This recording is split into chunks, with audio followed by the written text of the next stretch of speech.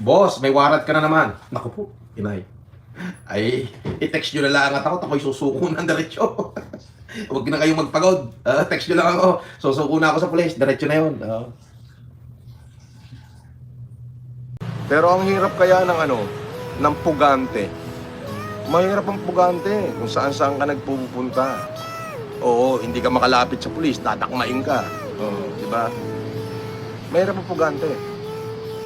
O paano, lipat na naman kami. Ganyan talaga yung mga poging nila lang. Malipat-lipat. Nag-uubos ng pera. Ang dami. Hindi mabawasan.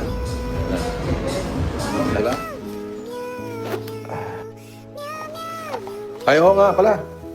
Sa kapulisan.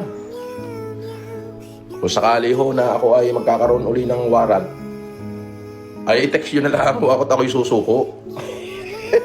Huwag na ho kayong mahirapan. Alam nyo naman ho yung mga number ko. Nasa inyo naman. Iniwan ko naman dyan. Text nyo lang ako. At ako'y susuko na, diretso.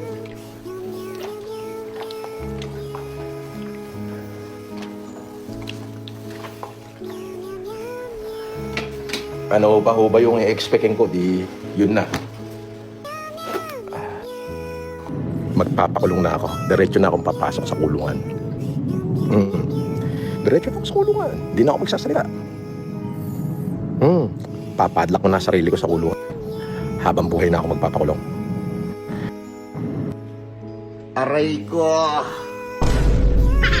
Ah!